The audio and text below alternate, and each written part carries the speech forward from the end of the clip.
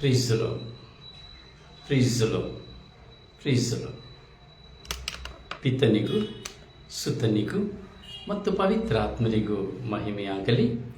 ಆದಿಯಲ್ಲಿದ್ದ ಹಾಗೆ ಈಗಲೂ ಯಾವಾಗಲೂ ಸದಾಕಾಲಕ್ಕೂ ಸ್ತೋತ್ರ ಉಂಟಾಗಲಿ. ಪ್ರೀಸಲು ಪ್ರೀಸಲು. ಪ್ರಿಯರೇ, ಪ್ರಭು ಯೇಸುವಿನ ನಾಮದಲ್ಲಿ ಇಂದು ನಾವೆಲ್ಲರೂ ಒಂದಾಗಿದ್ದೇವೆ. ಪ್ರಭು ಯೇಸುವಿನ ಪರಿಶುದ್ಧ ನಾಮ ನಮ್ಮೆಲ್ಲರಿಗೂ ಜೀವೋದ್ಧಾರವನ್ನು ಕೊಡುವಂಥ ನಾಮ.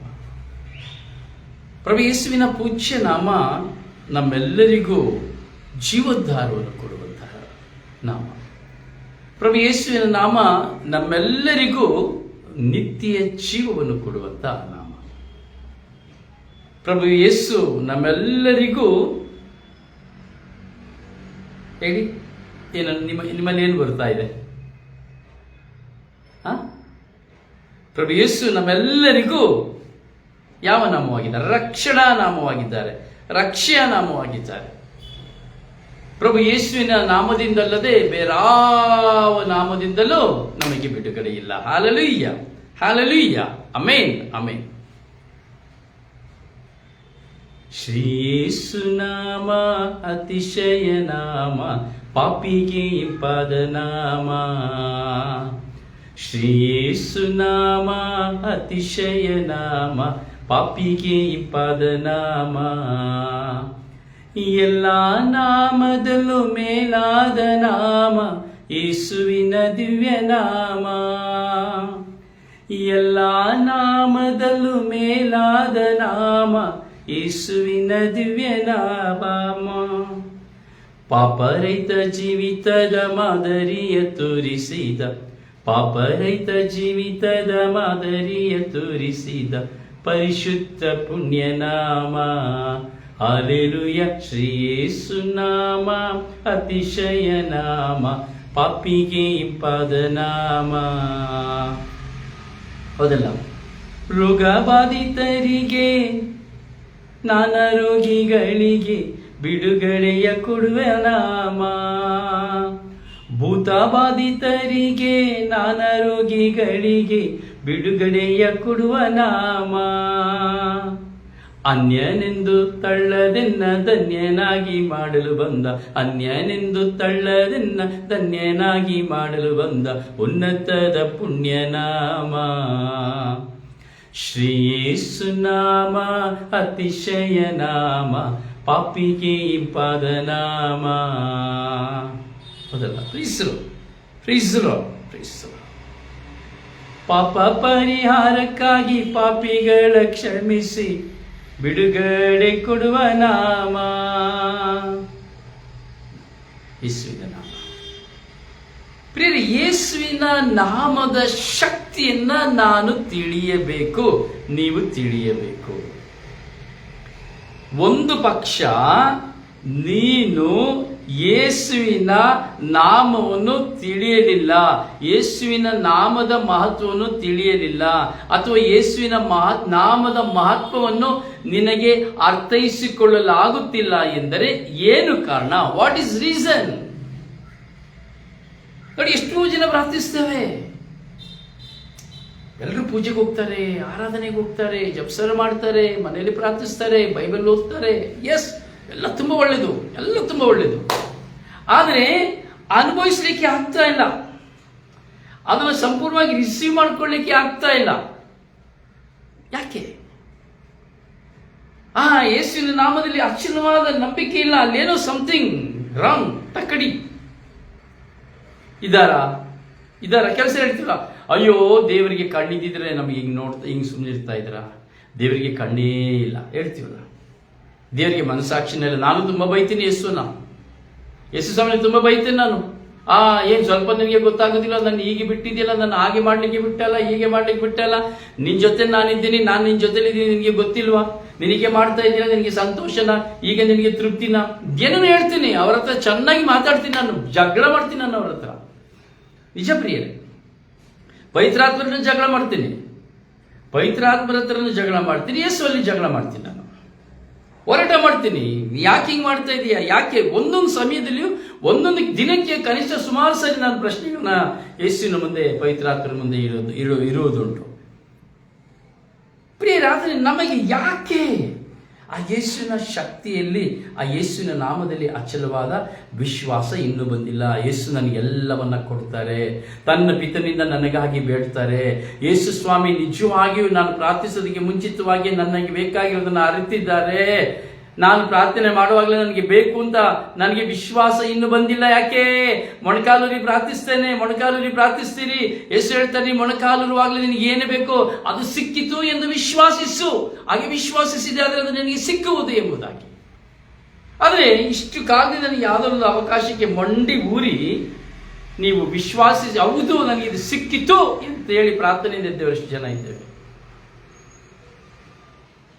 ಮಾತಾಡಬೇಕು, ಸುಮ್ಮನೆ ಆಗಬಾರ್ದು.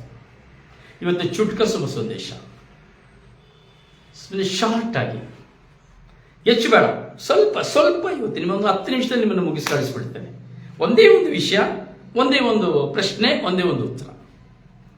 ದೀರ್ಘವಾಗಿ ನೀವು ಯೋಚನೆ ಮಾಡಬೇಕು. ಯಾಕೆ ಗೊತ್ತಾ? ನಮ್ಮಲ್ಲಿ ಪವಿತ್ರ ಆತ್ಮರ ಕ್ರಿಯೆ ಇಲ್ಲ. ನಮ್ಮಲ್ಲಿ ಪವಿತ್ರ ಆತ್ಮರ ಕ್ರಿಯೆ ಇಲ್ಲ. ಪವಿತ್ರ ಆತ್ಮರನ್ನ ನಾವಿನ್ನು ಕಂಡುಕೊಳ್ಳಿಲ್ಲ, ಕೊಂಡುಕೊಳ್ಳಿಲ್ಲ, ಅನುಭವಿಸ್ತಾ ಇಲ್ಲ, ಅವರನ್ನ ಅರ್ಥ ಮಾಡಿಕೊಂಡಿಲ್ಲ. ಇದೇ ಸತ್ಯ, ಬೇರೇನೂ ಇಲ್ಲ. ಇಷ್ಟೇ ಸತ್ಯ. ಪವಿತ್ರ ಆತ್ಮರನ್ನ ಕಂಡುಕೊಂಡಿಲ್ಲ, ಪವಿತ್ರ ಆತ್ಮರನ್ನ ಕೊಂಡುಕೊಂಡಿಲ್ಲ, ಅವ್ರನ್ನ ಅರ್ಥೈಸ್ಕೊಂಡಿಲ್ಲ. ಇದೇ ಸತ್ಯ. ಯೇಸುವೇ ಪ್ರಭು ಎಂದು ನೀನು ಒಪ್ಪಿಕೊಳ್ಳಬೇಕಾದ್ರೆ ಪವಿತ್ರ ಆತ್ಮ ಇದ್ರೇನೆ, ಇಲ್ಲಾಂದ್ರೆ ಸಾಧ್ಯ ಇಲ್ಲ. ಅರ್ಥ ಆಯ್ತಲ್ಲ ಪ್ರಿಯರೇ? ನಾವು ದೇವರ ಆತ್ಮರು, ಪವಿತ್ರ ಆತ್ಮರು ಎಂಬುದಾಗಿ ಹೇಳ್ತೀವಿ. ಎಲ್ಲದಕ್ಕೂ ಇವರೇ ಮೂಲ ಕಾರಣ. ಜಗವನ್ನು ಸೃಷ್ಟಿಸಿದ್ದು ಇವರ ಶಕ್ತಿನೇ. ನೋಡಿ, ನಮ್ಮ ಮನೆ ಮುಂದೆ ಒಂದು ದೊಡ್ಡ ಬೆಟ್ಟ ಇದೆ. ದಿನಂಪ್ರತಿ ನೋಡ್ತೀನಿ, ದೊಡ್ಡ ಬೆಟ್ಟ. ಆ ದೊಡ್ಡ ಬೆಟ್ಟದ ಮೇಲೆ ನಾವು ಹತ್ತಿ ಪ್ರಾರ್ಥನೆ ಮಾಡ್ತಾ ಇದ್ದೆವು. ನಮ್ಮ ಮನೆ ಮುಂದೆನೇ ಕಾಣ್ತಾ ಇದೆ. ಮುಂಚೆ ಅಲ್ಲಿ ದೂರದಲ್ಲಿ ನಮ್ಮ ಮನೆ ಇತ್ತು, ಅದು ಬೆಟ್ಟದ ಎದುರುಗಡೆನೆ. ಈಗ ಮೇಲೆ ಮಾಡಿಯ ಮೇಲೆ ನಿಂತ್ಕೊಂಡು ನಾನು ನೋಡುವಾಗ ನೋಡಿ, ನನಗೆ ಬೆಟ್ಟ ಕಾಣ್ತದೆ, ದೊಡ್ಡದಾಗಿ ಬೆಟ್ಟ ಕಾಣ್ತದೆ. ಹೌದು, ಹೀಗೆ ಆ ದೊಡ್ಡ ಬೆಟ್ಟ ನನ್ನ ಮನೆಯ ಮುಂದೆ. ಆ ಸುಮಾರು 25 ವರ್ಷಗಳ ಹಿಂದೆ ಆ ಬೆಟ್ಟವನ್ನು ಹತ್ತಿ ನಾವು ಗ್ರೂಪ್ ಆಗಿ ಹೋಗಿ ಬೆಟ್ಟದ ಮೇಲೆ ಪ್ರಾರ್ಥಿಸ್ತಾ ಇದ್ವು. ದೊಡ್ಡ ಬಂಡೆ, ಆ ದೊಡ್ಡ ಬಂಡೆ ಹಿಂದೆ ಇದ್ದು ನಾವು ಪ್ರಾರ್ಥಿಸ್ತಾ ಇದ್ವು. ಮಂಡಿ ಊರಿ ಪ್ರಾರ್ಥಿಸ್ತಾ ಇದ್ದು, ಕೈಗಳನ್ನ ಎತ್ತಿ ಪ್ರಾರ್ಥಿಸ್ತಾ ಇದ್ದು. ಕೊನೆಗೆ ಪ್ರಾರ್ಥನೆ ಬೆಳಿಗ್ಗೆ ಮಧ್ಯಾಹ್ನ 2 ಗಂಟೆಗೆ ಬೆಟ್ಟ ಹತ್ತಿ ಹೋದ್ರೆ ತಿರ್ಗಾ ರಾತ್ರಿ ಬರುವಾಗ 7 ಗಂಟೆ ಆಗ್ಬಿಡ್ತಾ ಇತ್ತು, ಕತ್ತಲೆ ಆಗ್ಬಿಡ್ತಾ ಇತ್ತು. ಆ ಬೆಟ್ಟದ ಮೇಲೆ ಹೋಗಿ ನಿಂತ್ಕೊಂಡು ಕೈಗಳನ್ನ ಎಲ್ಲರೂ ಕೊನೆ ಸಮಯದಲ್ಲಿ ಎಲ್ಲರೂ ಕೈಗಳನ್ನ ಬೆಟ್ಟದ ಮೇಲಿಂದ ನಮ್ಮ ಊರಿನ ಮೇಲೆ ಚಾಚಿ ನಮ್ಮ ಊರು ಅಭಿವೃದ್ಧಿ ಹೊಂದಬೇಕು ಅಂತೇಳಿ ಪ್ರಾರ್ಥಿಸ್ತಾ ಇತ್ತು. ಆಗ ನಮ್ಮ ಊರಲ್ಲಿ ಯಾವ ಒಂದಿಲ್ಲ, ಒಂದು ಒಳ್ಳೆ ಕಾಲೇಜು, ಒಂದು ಒಳ್ಳೆ ಹಾಸ್ಪಿಟ್ಲು, ಒಂದು ಬಸ್ ಸ್ಟ್ಯಾಂಡ್, ಏನೂ ಇಲ್ಲ. ಆದರೆ ನಾವು ಸುಮಾರು 7-8 ಜನ ಹೋಗಿ ಆ ಬೆಟ್ಟದ ಮೇಲೆ ನಿಂತ್ಕೊಂಡು ಪ್ರಾರ್ಥಿಸ್ತಾ ಇತ್ತು, ಕೈಗಳನ್ನ ಚಾಚಿ ಪ್ರಾರ್ಥಿಸ್ತಾ ಇತ್ತು. ಪ್ರಿಯರಾದ ಚಾಚಿ ಪ್ರಾರ್ಥಿಸಿದ ಕೆಲವೇ ಕಾಲಗಳಲ್ಲಿ ನಮ್ಮ ಊರು ತುಂಬಾ ಅಭಿವೃದ್ಧಿಯಾಗಿ ಹೋಯಿತು, ತುಂಬಾ ಅಭಿವೃದ್ಧಿಯಾಗಿ ಹೋಯಿತು. ಪ್ರಿಯರೇ, ಏನು ವಿಶ್ವಾಸ ದೇವರು ನಮಗೆ ಕೊಡ್ತಾರೆ ಅನ್ನೋ ವಿಶ್ವಾಸದಲ್ಲಿ ನಮ್ಮ ಪ್ರಾರ್ಥನೆ ಇರಬೇಕು. ಪವಿತ್ರ ಆತ್ಮವನ್ನು ನಾವು ಅನುಭವಿಸಬೇಕು. ಹಾಗೆ ನಮ್ಮ ಜೀವನದಲ್ಲಿ ನಮಗೇನು ಅವಶ್ಯಕತೆ ಇದೆ ಅದೆಲ್ಲ ಸೆಕೆಂಡ್ರಿ, ಬೇಕು, ಅದು ಕೊಡ್ತಾರೆ. ಪ್ರಿಯರೇ, ನೀವು ಪ್ರಾರ್ಥನೆ ಮಾಡಿದ್ರೂ ನಿಮಗೆ ಬೇಕಾಗಿರೋದು ಸಿಗ್ತದೆ, ಪ್ರಾರ್ಥನೆ ಮಾಡದೇ ಇದ್ರೂ ನಿಮಗೆ ಬೇಕಾಗಿರೋದು ಸಿಗ್ತದೆ. ಅದರಲ್ಲಿ ಯಾವ ವಿಧವಾದಂಥ ಅಡಚಣೆ ಇಲ್ಲ. ಇದು ಸತ್ಯ. ಯಾರು ಇದನ್ನು ನಿಮಗೆ ಹೇಳೋದಿಲ್ಲ. ನೀವು ಇದನ್ನು ಪ್ರಾರ್ಥನೆ ಮಾಡಿದ್ರೆ ಪಡ್ಕೊಳ್ಳೋಕೆ ಸಾಧ್ಯ? ಖಂಡಿತವಾಗಿಲ್ಲ. ನಿನ್ನ ಜೀವಿತದಲ್ಲಿ ಏನು ನಡೀಬೇಕು, ಅಥವಾ ನಿನ್ನ ಜೀವಿತದಲ್ಲಿ ಏನು ಅನುಭವಿಸಬೇಕು, ಅಥವಾ ನಿನ್ನ ಜೀವಿತದಲ್ಲಿ ನೀನು ಏನನ್ನ ತೆಗೆದುಕೊಂಡು ನಿನಗೆ ಏನು ಬೇಕೋ ಅದು ನೀನು ಪ್ರಾರ್ಥಿಸಿದ್ರೂ ಸಿಗ್ತದೆ, ಪ್ರಾರ್ಥಿಸದೇ ಇದ್ರೂ ಸಿಗ್ತದೆ. ನೀನು ಅದನ್ನ ತಡೆ ಒಡ್ಡಬೇಕು ಅಂತೇಳಿ ಪ್ರಾರ್ಥಿಸಿದ್ರೂ ಅದನ್ನ ತೆಗೆದಾಕ್ಲಿಕ್ಕೆ ಆಗುದಿಲ್ಲ. ನೀನು ಏನು ಮಾಡಿದ್ರು ತೆಗೆದಾಕ್ಲಿಕ್ಕೆ ಆಗುದಿಲ್ಲ. ನೋಡಿ, ಯೇಸು ಸ್ವಾಮಿ ಪ್ರಾರ್ಥಿಸಿದ್ರು. ಕೊನೆಯದಾಗಿ ಹೇಳಿ ಮುಗಿಸ್ತಾನೆ.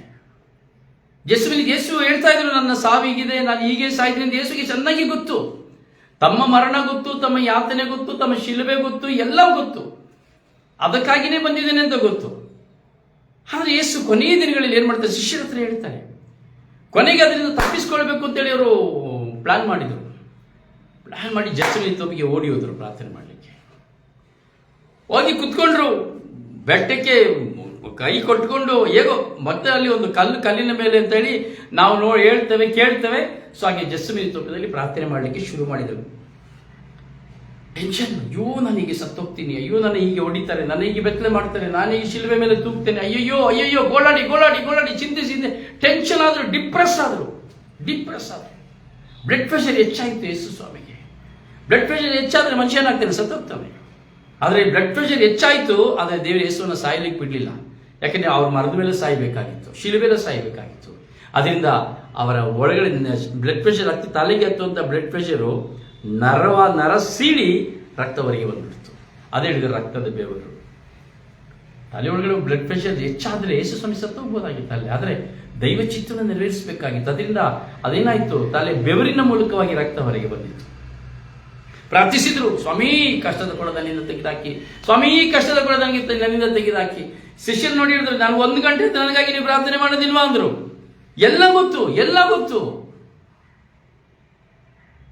ಕೊನೆಗೆ ಹೇಳಿದ್ರು, ಎಲ್ಲ ಪ್ರಾರ್ಥನೆ ಮಾಡಿ ಹೇಳಿದ್ರು, ಸ್ವಾಮಿ ಕಷ್ಟದ ಕೊಡು ನನ್ನಿಂದ ತೆಗೆದಾಕಿ. ಸ್ವಾಮಿ ಇಲ್ಲ, ನಿಮ್ಮ ಚಿತ್ತವಿದ್ರೆ ಇದನ್ನು ಅನುಭವಿಸಲಿಕ್ಕೆ ನನಗೆ ಶಕ್ತಿ ಕೊಡಿ ಅಂತೇಳಿ ಕೊನೆಗೆ ಒಂದೇ ಮಾತ್ರ ಪ್ರಾರ್ಥನೆ ಮುಗಿಸ್ಬಿಟ್ರು. ಆದರೆ ಅವರ ಮರಣ ಯಾತನೆಯನ್ನ ಯಾರಿಂದಲೂ ಕಸಿದುಕೊಳ್ಳಿಕ್ಕಾಗಲಿಲ್ಲ. ಅವರು ಪ್ರಾರ್ಥಿಸಿದ್ರು ಸಹ, ರಕ್ತದ ಬೆವರನ್ನು ಸುರಿಸಿದ್ರು ಸಹ, ಶಿಷ್ಯರವರಿಗಾಗಿ ಪ್ರಾರ್ಥಿಸಿದ್ರು ಸಹ, ಅವರ ಜೀವನದಲ್ಲಿ ನಡೆಯಬೇಕಾಗಿದ್ದನ್ನ ತಡೀಲಿಕ್ಕೆ ದೈವ ಪುತ್ರರಾದ ಪ್ರಭು ಯೇಸುವಿನಿಂದಲೇ ಆಗಲಿಲ್ಲ. ಇಲ್ಲಿ ನಾವು ಅರ್ಥ ಮಾಡ್ಕೊಳ್ಬೇಕು, ನಮ್ಮ ಜೀವಿತದಲ್ಲಿ ಏನು ನಡೆಯಬೇಕೆಂಬುದಾಗಿ ದೇವರು ಚಿತ್ತೈಸಿದ್ದಾರೋ ಅದನ್ನ ಯಾರು ತೆಗೆದು ಹಾಕಲಿಕ್ಕೆ ಸಾಧ್ಯವಿಲ್ಲ. ನೀವು ಪ್ರಾರ್ಥಿಸಿದ್ರು ಪ್ರಾರ್ಥಿಸದೇ ಇದ್ರು ಏನು ಸಂಭವಿಸಬೇಕು ಅದು ಸಂಭವಿಸ್ತದೆ. ಅಂದರೆ ಅದರಿಂದ ಪ್ರಾರ್ಥಿಸಬೇಡಿ ಅಂತ ಅಲ್ಲ, ಪ್ರಾರ್ಥಿಸಬೇಕು. ಯಾಕಂದ್ರೆ ಅದನ್ನು ಜಯಿಸಲಿಕ್ಕೆ ಶಕ್ತಿ ಬೇಕು. ಯೇಸು ಪ್ರಾರ್ಥಿಸಿದ್ರು, ಆ ಶಕ್ತಿನ ಪಡೆದುಕೊಂಡ್ರು. ಆ ಪ್ರಾರ್ಥನೆ ಮೂಲಕವಾಗಿ ಶಕ್ತಿನ ಪಡೆದುಕೊಂಡ್ರು. ದೈವ ಚಿತ್ತವನ್ನು ಸಂಪೂರ್ಣವಾಗಿ ಪೂರ್ತೀಕರಿಸಿದ್ರು. ಹಾಗೆ ನಾವು ಶಕ್ತಿನ ಪಡೆದುಕೊಳ್ಬೇಕು. ಅದಕ್ಕೆ ನಮಗೆ ಬೇಕು ಪವಿತ್ರ ಆತ್ಮರ ಮೂಲಕವಾಗಿ ನಾವು ಬಲ ಹೊಂದಬೇಕು. ಪವಿತ್ರ ಆತ್ಮನ ಪಡ್ಕೊಳ್ಬೇಕಾಗಿ ಯೇಸುವನ್ನು ಅರ್ಥೈಸಿಕೊಳ್ಬೇಕಾದರೆ, ದೈವ ಚಿತ್ತವನ್ನು ಅರ್ಥೈಸಿಕೊಳ್ಬೇಕಾದ್ರೆ ನಮಗೆ ಪವಿತ್ರ ಆತ್ಮರು ಬೇಕು. ಅದರಿಂದ ಪವಿತ್ರ ಆತ್ಮರಿಗಾಗಿ ಹಂಬಲಿಸಿ, ಪವಿತ್ರ ಆತ್ಮರಿಗಾಗಿ ಪ್ರಾರ್ಥಿಸಿ. ನಾಳೆ ಪಂಚಶತಮ ದಿನ ನಿಮ್ಮನ್ನು ಸಂಪೂರ್ಣವಾಗಿ ಸಮರ್ಪಿಸಿ ಪ್ರಾರ್ಥಿಸಿ. ದೇವರು ನಿಮ್ಮನ್ನು ಆಶೀರ್ವದಿಸಲಿ. ನಿಮಗಾಗಿ ಪ್ರಾರ್ಥಿಸುವ ನಿಮ್ಮ ಸೇವಕ ಬ್ರದರ್ ಝಾರಿಯು ಪಾಂಡವಪುರ. Praise the lord.